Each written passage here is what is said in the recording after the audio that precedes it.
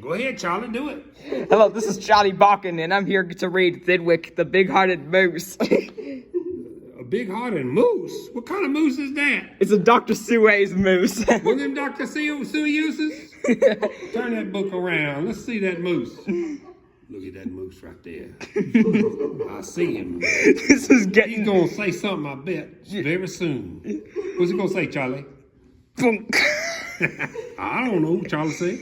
And I don't know when you'll get to my house. All right, well, let's turn the page. Let's turn the page. When will you get to my house? I don't know. I don't know. Maybe you should just do next week. Maybe it ought to be next week. Maybe. Maybe. It all depends, baby. Funny book readings with Charlie B. Barkin. Funny book reading with Charlie B. Barkin. Go ahead. Up at Lake Winnebago, the far northern shore, lives a huge herd of moose, about 60 or more. And they all go around in a big, happy bunch looking for nice, tender moose moss to munch. I'm a moose. See me? Say I'm a moose. Look at me. No, you're not. You're an alligator. I'm a moose gator. What? Rolf the dog isn't impressed by it. Up at Lake Winnebago, one day they were lunching, just strolling along and enjoying their munching. For the moose moss that day was especially fun. When it happened that Thidwick, the last moose in line, saw a bingle bug sitting. Oh my. The bug called out, "Hey, it's such a long road, and it's such a hot day. Would you mind if I rode on your horns for way?" Oh my goodness, he gonna ride on his horns. Give me some of that moose stuff. Of course not, smiled Thidwick, the big-hearted moose. I'm happy my antlers can be of some use. There's room there to spare, and I'm happy to share. Be my guest, I hope you're comfortable there. So the bingle bug picked out a nice easy seat, and the moose went on looking for moose moss to eat. I'm a moose too. He can ride on my crown. Look, get him on there. I don't think this is wrong. That's just wrong. I'm sorry, Charlie. Go ahead, Charlie. Go ahead and read it. You're doing good, man. Well, an hour or so later, the bug heard a squeak. There's a monkey. Then he heard a small voice of a tree spider speak. "I say," said the spider. That's a monkey. Yeah, you got a fine place. That moose seems quite friendly. He has such a nice face. If I got on too, do you think he would mind? I don't know what you think, Charlie. I'm not so sure, but I'll just continue reading. Keep on reading, Charlie. You're doing good. Hop aboard, laughed the bug. And I think that you'll find that the moose won't object. He's the big-hearted kind. I accept, said the spider with joy and delight. And he started the web on the horn to the right. That's right. He can ride on my crown. Oh! While the spider was spinning, he heard a gay song and a fresh little zinazoo bird came along. Oh my. Oh my. He stopped. Charlie. He stopped. And he started and he chirped and well, keep on, Charlie. Oh, come on. He stopped and he stared and he chirped, well. What a smart place to build. What a great place to dwell. I've been living on trees ever since I was born. But here's something new. Why not live on a horn? If there's room there for two, there's plenty of room there for three. There's plenty of room, laughed the bug, and it's free. Thidwick stopped walking. What was all that talking? These guests had caught Thidwick the moose that went unawares. He called out, "What goes on there down upstairs?" That's a Zinazoo bird, ain't it? Yep, that's a Zinazoo bird. Came from West Zinazoo. What? I do believe. I don't believe my ears. Just building a nest, sir, the Zinazoo said. And he began yanking hairs out of poor Thidwick's head. And Hey, leave them hairs in his head. What's wrong with you? And he plucked out exactly 204. Don't worry, he laughed. You can always grow more. Then he dozed off to sleep in his fine moose hair nest. This bird, murmured Thidwick, is sort of a pest. But I'm a good sport, so I'll just let him rest. For a host above all must be nice to his guest. That's right. Be nice. These birds... But he made a nest out of your hair. What? This doesn't make sense.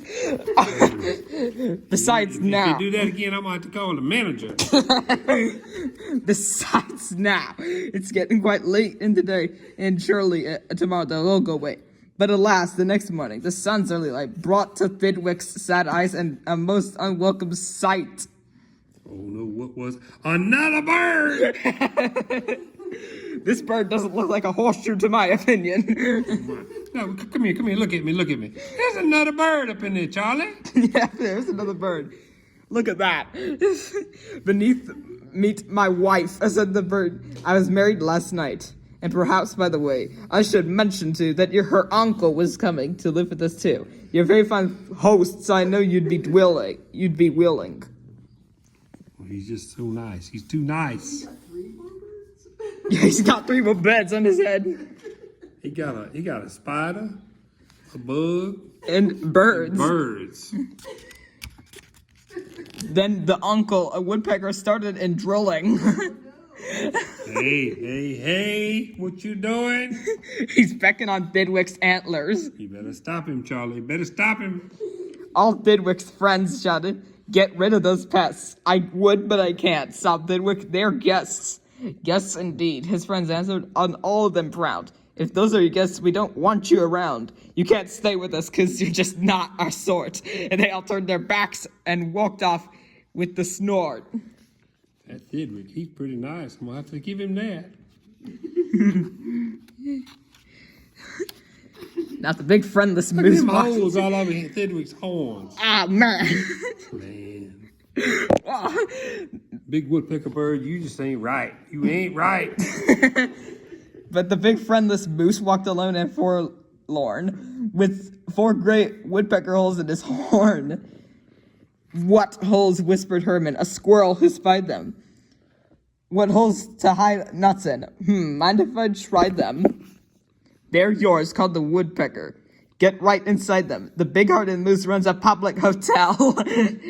Bring your nuts, bring your wife, bring your children as well. So your uncle. Yeah. So the whole squirrel family all jumped on pell-mell. Oh, my goodness. I can't believe it. When he said the big-hearted moose needs to run a public hotel, I think you and I should go on a hotel with me. I know, I think we need to. Let's jump in one of them holes over there. Yeah. We should just go on a hotel for our summer vacation. That sounds good. And the very next thing the poor animal knew, a bobcat, and turtle were living there too. Oh my goodness. This is crazy. Now, what's the big-hearted moose going to do? Well, what would you do if that happened to you? I would make a big old sneeze and they'd all fall out. No, you couldn't say scat because it wouldn't be right. You couldn't shout scram because that isn't polite. A host has to put up with all kinds of guests. For a host, above all, must be nice to his guests. So you try hard to smile, and you try to look sweet, and you go right looking out for moose moss to eat. Well, I guess you're right. Okay. I'm going to try and believe you. Yeah. There's some moose moss. Yep. But now it's winter, and that wasn't easy. For moose moss gets scarce when the weather gets freezy. The food was soon gone on the cold northern shore of Lake Winnebago. There just was no more, and all Thidwick's friends swam away in a mudge over to the south of the lake where there's moose moss to munch. He watched the herd leaving, and then Thidwick knew he'd starve if he'd stay here. He had to go too. Oh my goodness. He gonna go down in the water and all them folks gonna go away, I bet. I don't believe this. That's what I would do. He stepped in the water. Then, oh, what a fuss. Stop, screamed his guest. You can't do this to us. These horns are our home, and you've no right to take our home to the far side, distant side of the lake. Be fair, Thidwick begged with a lump in his throat. We are fair, said the bug.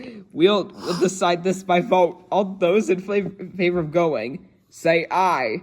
And all those in favor of staying, say nay. Aye, shouted Thidwick when he was done. This ain't nothing to vote about. Nay. Nay, they all yelled that he lost 11-1. We win, screamed the guests by a very large score. And poor starving Thidwick climbed back on the shore. And then, do you know what those pests did? They asked him for more. I'm speechless. I don't know what to say. What? This is crazy. They asked him. A bear! Do you see that? A bear! That looks like Fuzzy Bear from the Muppets. Yeah, it looked like Fozzie up there on his head. They asked him a fox who jumped in from the trees. They asked him for mice, and they asked him for some fleas. They asked a big bear, then, if you please, came a swarm of 362 bees. Oh no.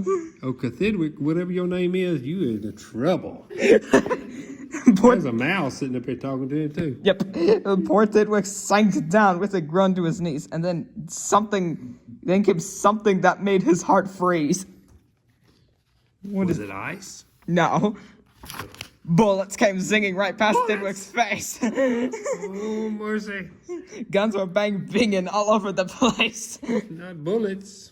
Get that moose. Get that moose. Thidwick heard a voice call. Fire again and again and shoot straight one and all. We must get his head for the Harvard Club wall. Oh, no, them Harvard Club guys, you gotta watch them, and they're shooting guns and stuff. It's just like Horton hatches the egg when the hunters tried to shoot Horton, but they can't. That's right.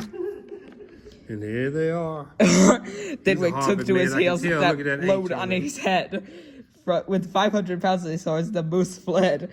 He could have run faster without all these pests, but a host above all must be nice to his guests. You right about that, Madeline. Yeah. I mean, Charlie. Up I canyon. thought I said Madeline. Die.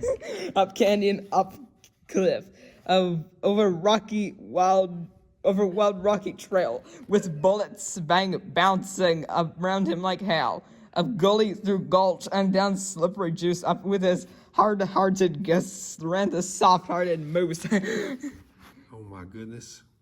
What's next? They finally then had him. Because of these pests, he had run out of luck. Because of this guest's horns, he's stuck. Oh no, you tell him about it, Charlie. You tell him. He gasped, he felt faint, and the whole world grew fuzzy. Thidwick was finished completely. Or was he? Oh no, he could be. They're gonna shoot right at him, looks like. He just bought Big Ben. He's gonna fall off in the water. He just fell off Big Ben. Oh, he fell off Big Ben. Finished not Thidwick, decidedly not. It's true, he was in a most terrible spot, but now he remembered a thing he forgot, a wonderful something that happens each year to the horns of all moose and the horns of all deer. Today was the day Thidwick happened to know. Uh-oh. Yeah, I know what's gonna happen, Charlie. What is I know it? what's gonna happen.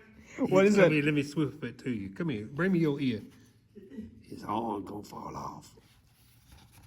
Is that right? Yeah, that's right. Okay. I knew it. There you go. That old horns come off so that new ones can grow.